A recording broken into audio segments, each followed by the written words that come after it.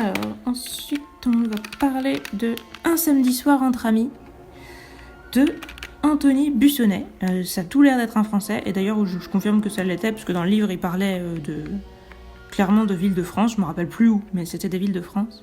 Alors ça, j'ai mis 5 sur 10. Donc, c'est le premier truc un petit peu moins bien que dont je vais vous parler. C'était un livre que j'ai trouvé plutôt quelconque. Je vous en parle quand même. Maintenant que j'ai reparlé avec un pote qui se reconnaîtra de ce que c'était qu'un roman de gare, je me suis dit qu'en lisant ça, c'était typiquement ça, parce que c'était court. C'est vraiment un livre, je l'ai ouvert genre au petit déjeuner, et j'ai dû peut-être l'écouter pendant que je petit déjeunais, et puis pendant que je me faisais à manger du repas du soir, et après pouf, c'était déjà fini. Donc franchement, ça a dû durer 1h30, 2h grand max. J'ai pas l'habitude de lire des livres aussi courts. La seule chose qu'il y avait là-dedans, c'était du suspense. Alors ça faisait le taf à ce niveau, mais il y avait vraiment que ça. En gros, l'histoire, c'est un mec qui s'appelle Mehdi, qui se fait agresser par 2 mecs qui sont des racistes un peu connards. Ensuite, ces mecs appellent un pote en lui disant « on a besoin d'aide, on a un mec qu'on a blessé sans faire exprès, est-ce que tu peux venir nous aider ?» Donc au début, on ne sait pas si c'est pour l'achever ou pour l'aider, parce que le mec à qui ils font appel est veto. En fait, c'était pas du tout dans des bonnes intentions. Et du coup, après, ils se retrouvent tous, une bande de je sais plus combien, peut-être une dizaine, entre voisins, potes, etc. Et ils prennent donc ce Mehdi, ils le foutent à poil, ils le relâchent dans la forêt, et ils lui disent vas-y barre-toi, et eux ils se mettent comme s'ils étaient des chasseurs, et ils tripent sur le fait qu'ils vont le chasser, quoi. Donc du coup on alterne entre leur point de vue à eux, qui se disent ouais, il est où, il est pas là. Et puis son point de vue à lui qui essaye de s'enfuir, etc. Et à peu près mi-bouquin, on a le point de vue de sa copine, du Mehdi, qui commence à le rechercher, à se dire il a disparu, mon Dieu, pourquoi je le retrouve pas, etc. Du coup on a aussi des flashbacks de quand il s'est fait enlever, qu'est-ce qu'il a fait avant, à qui il a parlé et tout. Et donc après on suit la copine qui va voir les parents de Mehdi, qui lui dit mais je le retrouve pas, machin. Donc on la suit, elle qui le cherche, en parallèle de lui qui s'enfuit et qui essaye de survivre à la bande de malades.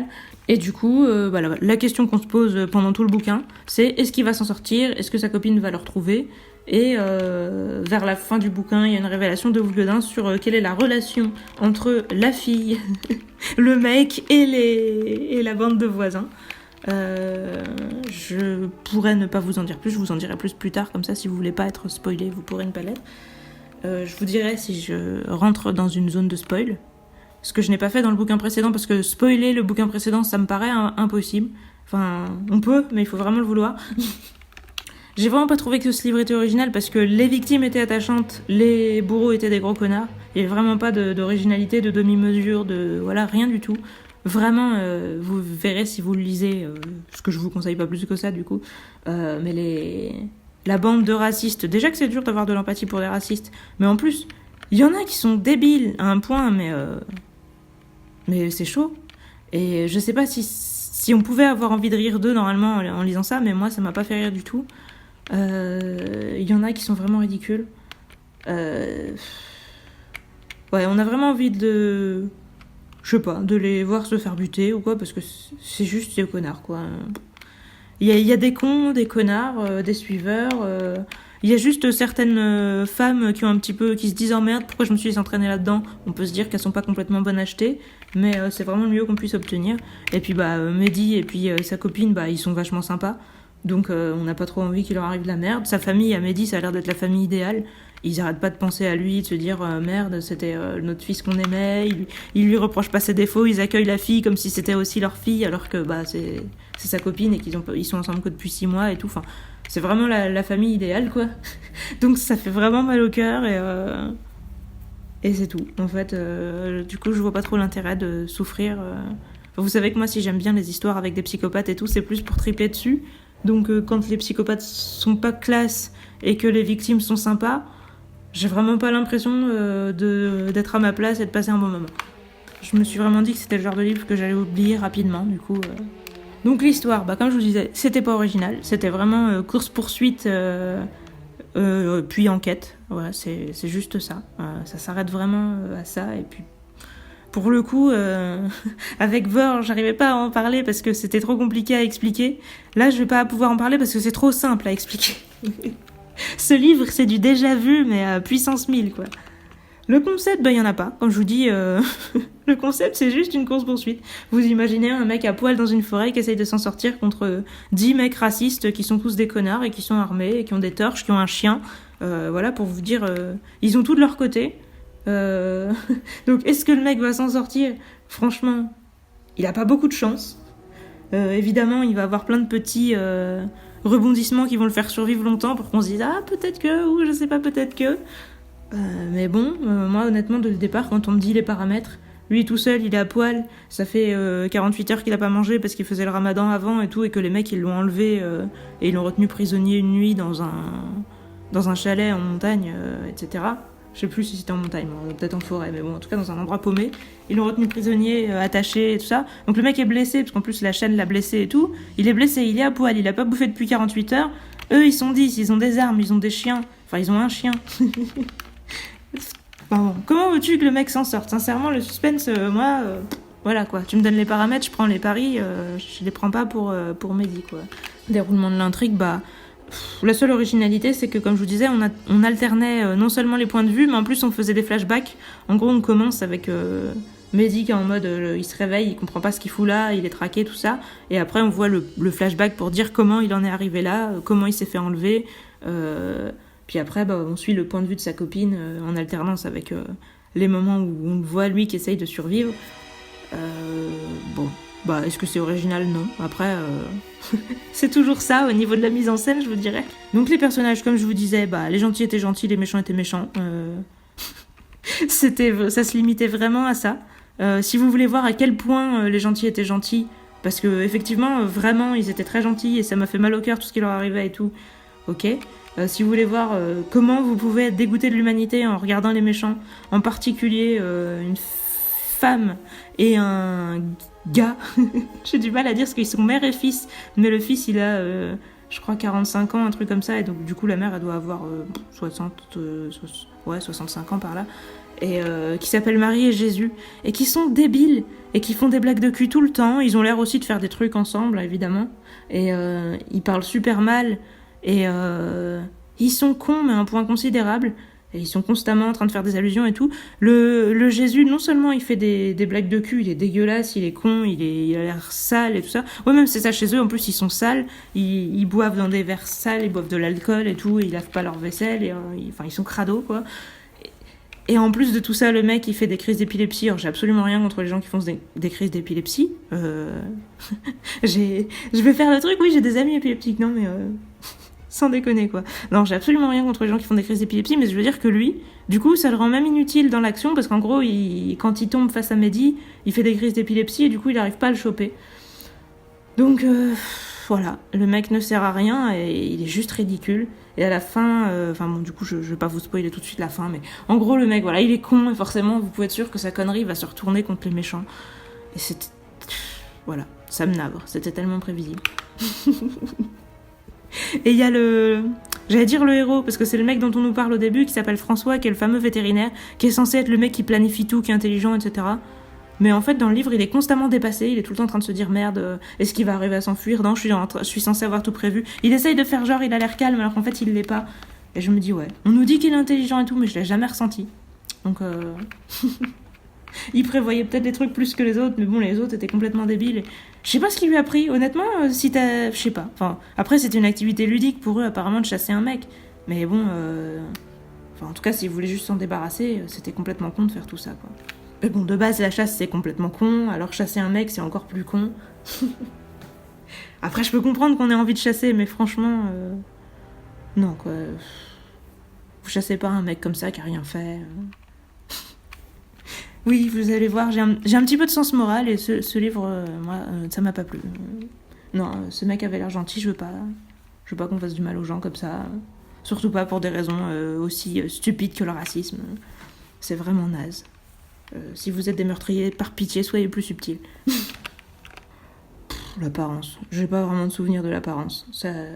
Les gens étaient normaux, hein, point. Mis à part les deux dégueulasses qui m'ont marqué, sinon les autres... Ils m'ont pas marqué du tout. Leur personnalité, comme je vous disais, c'était post-it. Hein. Le mec intelligent qui prévoit tout, les deux débiles, la femme qui est là mais qui est mal à l'aise d'être là et qui du coup se dit oh putain, j'aimerais bien que ça s'arrête, j'aimerais bien qu'ils s'en sortent, machin, mais qui reste quand même dans le groupe et qui se dit quand même que concrètement elle fait rien, quoi. C'est juste elle est mal à l'aise d'être là. Ouais, franchement ils sont tous comme ça, ils se résument en 2-3 lignes. Ouais, c'est un peu affligeant. Du coup, d'évolution, il y en a pas. Je regrette de vous dire que si vous voulez voir un mec sympa, donc Mehdi, se prendre une grosse désillusion sur la vie, vous pouvez penser qu'il y a une évolution, mais est-ce que c'est une évolution? Moi, je pense pas, honnêtement. Je pense qu'il était déjà au courant qu'il y avait des connards et qu'il avait juste pas envie de tomber dessus, donc voilà. Sa copine Claire, est-ce qu'elle aura une évolution? Ouais, elle sera bien obligée, mais bon, encore une fois, je trouve pas qu'on la voit vraiment. Elle est juste en train de passer un mauvais moment, et puis point. Les racistes, ils vont pas se remettre en question. Hein, ils vont vraiment pas du tout se remettre en question. Même justement par rapport aux révélations que je vous disais de la fin, avec ce que je vous dis, vous pouvez peut-être commencer à deviner, parce que c'est pas non plus d'une originalité de ouf, mais je vous le dirai en spoil à la fin, si ça vous intéresse de le lire, parce que c'est vraiment le seul truc... Mais bon, moi, honnêtement, quand il y a eu cette révélation, je me suis dit, je me suis pas dit, c'est cool. Donc, est-ce que ça vaut la peine de ne pas la spoiler? Personnellement, je trouve pas. Mais, mais je respecte ceux qui voudront quand même le lire. L'univers, les lieux, les créatures. Il y a rien. C'est notre univers, point. Est-ce que le racisme est bien rendu? Vu qu'ils sont dans une petite région, je me souviens plus c'est quoi, mais c'est une région un peu de campagne et tout, donc un endroit où c'est pas étonnant qu'il y ait des racistes. Du coup, la famille de Mehdi, c'est une famille musulmane sympa, dans la moyenne basse, j'ai envie de vous dire, parce qu'apparemment, lui, la moyenne basse par rapport au respect des traditions de la religion et tout ça, je veux dire, parce que là, apparemment, Mehdi buvait quand même de l'alcool et tout ça. Mais bon, c'est des musulmans ultra modérés, on va dire. Donc, je pense qu'il y en a, et voilà, mais bon... Est-ce qu'il fallait vraiment qu'il boive de l'alcool pour qu'on ait de la compassion pour lui? C'est la question que je me pose. Vous allez peut-être dire que je suis un peu tatillonne de poser cette question, ou un petit peu provocatrice. Ouais, je cherche un peu la merde, mais bon. Moi, je trouve ça dommage qu'on ait été obligé de nous dire qu'il fait des soirées, qu'il buvait de l'alcool, et qu'avant c'était un séducteur, pour nous dire, regardez, c'était pas du tout un mec extrémiste. Ouais. Après, du coup, ils sont sympas, hein, ils ont le côté ultra affectueux qui peut être effectivement valable pour les familles d'Algériens ou quoi. D'ailleurs, je sais même pas si on nous dit qu'il est algérien, Mehdi. Oui, en tout cas, moi, je l'imaginais algérien. Et qui peut aussi très bien être valable pour les familles du Sud, tout simplement. Que ça pourrait être valable pour des Espagnols, des Portugais, peu importe. tous les Latins. Donc, est-ce qu'on peut appeler ça un univers? Déjà, je sais pas, mais en tous les cas... Il n'y a rien qui m'a choquée au niveau du réalisme, même si je me suis dit que tout était fait pour que ce soit facile de dire qui était gentil et qui était méchant. Et j'aime pas trop, moi, quand on me fait ça, un truc trop manichéen. On me dit, regardez, le mec, il est musulman, mais il est tellement gentil. Non, je veux dire, vous prenez juste un mec normal, c'est pas la peine de nous dire... quasiment, on allait nous le montrer en train de boire une bière et de manger un sandwich au jambon au début pour nous dire, regardez, c'est pas parce qu'il est arabe qu'il est musulman, ou je sais pas, il y a quand même un petit peu ce côté qui m'a embêté, mais bon, c'est moi, vous allez me dire, je suis chiante, je sais, je suis chiante. Mais je préférerais qu'on montre des musulmans normaux, qui respectent leur religion, et qui, pour autant, sont des gens sympas. Mais voilà, c'est moi, vous n'êtes pas obligé de penser comme moi. Vous pouvez même avoir envie de me mettre une baffe, je comprendrai. Parce que bon... j'allais dire, chacun voit midi à sa porte à 14h, etc. Et je suis pas obligée de militer pour mes trucs à chaque fois que je lis un livre non plus. Mais bon. C'est pour dire que c'est les choses qui m'ont interpellée. Chacun, avec ses sensibilités, verra des trucs différents et on verra ce que vous y voyez. Mais moi, ça m'a emmerdée. D'ailleurs, je sais pas si le livre se passait dans le Nord, mais si c'était le cas, vous pouvez aussi râler pour le cliché de la mère qui couche avec son fils et... en se disant des saloperies en étant complètement con. Voilà, les consanguins aussi, c'est un peu cliché. Logique et cohésion, l'histoire était tellement simple qu'il n'y a rien qui m'a choqué, mis à part que, comme je vous dis, le mec dont on nous dit qu'il est super intelligent, moi j'ai pas trouvé qu'il était très intelligent, j'ai trouvé normalement, mais... mais voilà, c'est tout. Le mec... Non mais ça c'est un spoil, donc encore une fois je vous le dirai à la fin, mais... Voilà. Pour dire, moi, le mec intelligent était pas intelligent pour moi. Mystère et découverte, bah, il y en a pas. Hein. Le seul mystère et la seule découverte qu'on fait, c'est est-ce que Mehdi va survivre ? Point d'interrogation. Et on tient toute l'histoire sur ce truc-là. Hein. C'est tout. Est-ce que les mecs vont se faire arrêter aussi, éventuellement ? Mais ça va pas plus loin. L'écriture, elle était parfaitement quelconque, elle aussi. C'était pas mal écrit, hein, j'ai eu aucun problème avec ça, mais il n'y a pas de poésie. Et puis, bah, au niveau du suspense et action, etc., oui, c'était pas mal. C'était pas mal. Après, il y avait vraiment que ça. Donc, c'est pas pour le dénigrer, mais ouais. C'était bien fait à ce niveau, mais il y avait que ça. Les dialogues... Les dialogues, si, ils étaient quand même pas mal. Au niveau... à la fois crédibilité, réalisme, et à la fois originalité côté marquant... c'est les deux catégories que j'ai mis. Bah, il y a les deux parce que effectivement, ils ont un peu chacun leur façon de parler. Comme je vous disais, la famille de Mehdi, ils ont vraiment un côté chaleureux, même dans leur manière de parler et dans leur manière d'agir et tout. Ils ont vraiment un côté convivial où quand on est avec eux, on se sent bien et quand ils souffrent, on est vraiment malheureux pour eux. Les deux débiles, ils ont vraiment l'air débiles. Ils ont vraiment une manière de parler avec des phrases simples. Le Jésus, il parle vraiment comme un gamin et tout. Il a vraiment d'ailleurs une personnalité de gamin où avec ses défauts de gamin et il se fait avoir sur des trucs stupides et tout. La stupidité et la gentillesse sont bien faites à ce niveau-là. C'est vraiment juste, comme je vous disais, le mec intelligent qui parle pas beaucoup, donc c'est peut-être plus facile de le faire paraître intelligent quand il parle pas beaucoup. Mais voilà, lui, pour moi, j'ai pas trop accroché. Mais bah même d'ailleurs comment les mecs parlent de Mehdi et tout, quand ils disent ouais c'est un bougnoul et tout. Enfin, la manière dont ils exprimaient leur racisme m'a semblé crédible, bien que crédible dans le côté débile. On aurait pu aussi nous montrer des racistes intelligents qui auraient vraiment eu des opinions, vous savez, qui justifieraient leurs croyances et qui auraient des trucs à dire en fait. Parce que là, ça s'arrête vraiment à ils sont chez nous, on n'en veut pas. Voilà, genre les bougnoules, c'est pas des humains, on s'en fout. Et du coup, dans leur manière de parler, où ça a l'air de leur échapper, le mec, le François, qui est censé être intelligent, il arrive quand même à faire semblant de pas être raciste dans les moments où il a envie de faire bien, on va dire. J'ai failli spoiler, hein. Je sais pas si vous avez perçu, je me suis retenue. Donc ça, c'est pas mal. Et c'est genre en privé, ça lui... Enfin, il révèle son vrai visage et il devient dégueulasse d'un seul coup. Donc ça, ouais, comment ils cachent leur racisme et tout, c'est pas trop mal. Mais je vous dis, ça aurait peut-être été bien si, encore une fois, les persos avaient été plus complexes. Même si je pense que j'aurais pas pu avoir de l'affection pour des gens racistes, même s'ils avaient été bien intelligents, s'ils avaient bien justifié leurs croyances et tout, mais j'aurais aimé quand même les comprendre et avoir un peu d'empathie pour eux. Là, ça a jamais été le cas. Clairement, rien. J'avais juste envie qu'il leur arrive des problèmes, qu'ils souffrent, qu'ils meurent, n'importe quoi. Mais je pense qu'on peut pas éprouver quelque chose de positif pour eux et je trouve que c'est un petit peu dommage, un petit peu triste. Ça fait vraiment trop regarder comment le racisme c'est mal. Regardez-le à travers ces gens qui sont tous nazes d'ailleurs. Enfin voilà, je trouve que stigmatiser les racistes, c'est pas non plus nécessairement positif ou nécessaire. Je pense qu'on le fait déjà bien spontanément tout seul. On n'a pas besoin de bouquins qui nous font des biais de confirmation là-dessus. Donc, non, je suis pas trop positive vis-à-vis de ça. Même si, voilà, je vous disais, la connerie et la gentillesse étaient très bien rendues. Donc voilà, je vous disais, note globale, j'ai mis 5. Je trouve que c'est parfaitement quelconque. C'est un livre, je me suis pas du tout fait chier. C'est comme si j'avais regardé un film à la télé, un film, vous savez, les films qui passent l'après-midi, où voilà, vous vous mettez devant, vous savez pas trop où ça va, et quand ça se termine, vous dites... Ouais, bon, bah... ça casse pas trois briques, c'était un truc un peu simple, j'ai l'impression d'avoir déjà vu 10 000 fois, mais bon, admettons, je me suis pas fait chier, donc ça passait le temps. Mais voilà. Est-ce que vous avez envie de passer votre temps ? C'est la question qu'il faut que vous vous posiez. Et donc maintenant, on va rentrer dans cette catégorie spoil. Donc si vous avez envie, restez, sinon vous pouvez partir.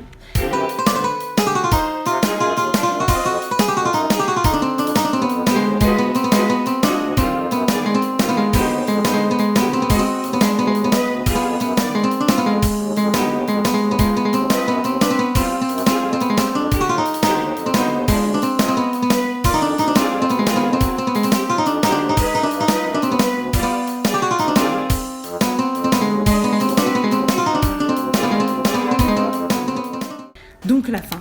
Alors, à partir du moment... en gros, à partir du dernier tiers du bouquin, on va dire, on apprend que Claire, la copine de Mehdi, en fait, c'est la fille de François. et d'une femme dont je me rappelle plus le nom, peut-être Sylvie, on va l'appeler Sylvie. Je suis pas sûre que c'était vraiment ça, mais bon. Et donc François et Sylvie étaient dans la bande qui chassait Mehdi. François a des vidéos où Sylvie a filmé la chasse en mode ouais c'est cool et tout, chasser des humains, bon. Et en fait du coup donc elle avait juste le dossier chasse sur son PC. Donc Claire qui cherche des indices pour dire que son père a dû participer à ça, parce qu'elle trouve quand même que son attitude est un peu louche quand elle en parle, en disant ouais... Parce qu'en gros jusqu'à maintenant elle leur avait pas parlé de son copain parce que elle savait que ses parents étaient racistes. Là comme il a disparu elle en parle. Et du coup, bah, ils réagissent bizarrement. Donc elle se dit, est-ce qu'il serait pas mêlé à tout ça? Elle fouille dans le PC de son père et elle trouve les vidéos. Alors je me dis, le mec est censé être intelligent, tout ça. C'est juste un dossier, je crois que... en gros, il est au milieu de dossiers de chasse où c'est des chasses d'animaux classiques. Et en gros, quand c'est des chasses à l'homme plutôt que des chasses d'animaux classiques, il a écrit les dates et les années et tout ça à l'envers. Enfin, je sais pas si c'est lui qui l'a fait ou si c'est sa femme, mais peu importe. En tout cas, le mec est censé être intelligent et il cache pas ses fichiers, il les laisse sur son PC comme ça. Bon, vous allez me dire, n'importe qui ne... Enfin, il savait pas forcément que sa fille allait fouiller sur son PC, mais elle peut le faire, il y a pas de mot de passe sur son PC, manifestement. Je sais pas, quand t'as des trucs compromettants comme ça, tu mets quand même un mot de passe sur ton PC. Moi, je sais pas, ça me sidère un peu. Le mec, il aurait pu les foutre sur des disques durs ou sur des CD et qu'il aurait planqué, je sais pas, dans un coffre-fort ou quoi, enfin... Là, il a tout laissé à portée de main. Donc la meuf, elle va sur le PC, et on nous fait un petit suspense, il y a le frère qui arrive, le frère qui fait aussi partie de la bande de racistes, et qui la voit, et elle fait genre non, j'allais juste aux toilettes, et puis elle prend les vidéos, elle va voir la police avec les vidéos. Donc à partir de là, les mecs se font arrêter, et puis ils se font interroger, etc. Du coup, Mehdi, il est mort. Donc en gros, tout le livre, on était en suspense là-dessus, et à la fin, on nous le dit pas tout de suite, on nous fait un suspense, genre on le voit plus. À un moment, ils le fouettent tous, chacun leur tour. Et après, donc on les voit plus, on suit plus que Claire qui est en train de le chercher. Et on voit les mecs qui sont arrêtés par la police qui veut leur faire avouer où est-ce qu'ils l'ont mis, qu'est-ce qu'ils ont fait de lui et tout. Et après, on a au bout d'un moment la dernière scène où on voit François qui a été l'enterrer et tout, après l'avoir pendu, donc on sait qu'il est mort. Du coup, je me dis, tout ça pour ça. Mais en même temps, s'il avait survécu et que tout s'était bien terminé, j'aurais encore plus eu l'impression qu'on s'était foutu de ma gueule. Donc je me dis, je préfère qu'il soit mort, au niveau de la crédibilité de l'histoire. Par contre, au niveau du coup du fait que sa famille et tout sont super sympas, même Claire et tout, ils sont tous super sympas, bah du coup ça fait vraiment mal. Et la seule chose qu'on peut se dire, c'est, bon bah oui, les connards ils vont payer. Mais bon, en fait on les voit pas plus que ça, parce qu'ils se font juste interroger par la police, ils se font arrêter, puis l'histoire s'arrête assez rapidement. Donc moi j'ai vraiment l'impression d'avoir plus passé un mauvais moment qu'autre chose, parce que bah ouais, le gentil est mort, tous les gens qui l'aimaient, bah du coup ils sont tous ensemble mais ils souffrent. Et voilà, Claire elle est toute seule parce que du coup sa famille c'était 3 racistes, donc ils se sont tous fait arrêter. Donc elle va peut-être pouvoir aller vivre dans la famille de Mehdi, mais bon, voilà. C'est pas très réjouissant de perdre ses 2 parents et son frère comme ça, sur un malentendu, même si c'était des gros salauds. Donc... moi j'ai envie de dire c'est pas agréable, et puis bah comme je vous disais, l'intelligence du mec qui laisse les vidéos et puis il essaye devant la police de faire genre non je veux pas du tout que vous voulez parler, puis bah non, ma fille elle fait ce qu'elle veut, il essaye même, ça j'ai trouvé ça sympa, il essaye de minimiser en disant ouais vous savez des mecs elle en a beaucoup et tout donc je les connais pas, tout ça. C'est pas cool pour sa fille, mais c'est bien joué dans le côté noyer le poisson et tout ça. Il s'en sort pas trop mal sur ce plan, mais rapidement comme ils lui disent qu'ils ont les vidéos et tout, bah voilà, il arrête de nier, et rapidement, de toute façon, il les coince tous, quoi. Et puis de toute façon, comme je vous disais, quand je disais Jésus, sa connerie, ça va être le truc qui va faire tomber tout le monde, en gros, Jésus, ils ont quasiment qu'à lui dire, alors il y avait qui, vous avez fait quoi? Il révèle tout. Il suffit de lui dire, nous on te parle comme un homme, alors que ta mère elle te parle comme un gamin, toi, t'as envie qu'on te respecte, machin. Enfin, en gros, il suffit de le titiller comme ça, puis pouf, il parle super facilement. Donc c'est pas irréaliste. Encore une fois, dans la vraie vie, les gens sont plus cons que super intelligents et super stylés, mais l'intérêt de voir ça, moi je l'ai pas eu. Donc voilà. Si vous avez envie d'un livre qui vous dit une énième fois que le racisme c'est mal, vous voyez, vous pouvez lire ça, mais moi je trouve que c'est quand même un peu une perte de temps. Après, si vous avez rien d'autre à faire et que vous avez envie de regarder un mec se faire poursuivre dans une forêt... par une bande de tarés avec des armes et un chien, si c'est un fantasme pour vous de chasser un mec à poil dans une forêt, vous pouvez toujours le lire, mais moi ça m'a pas apporté l'épanouissement. Voilà.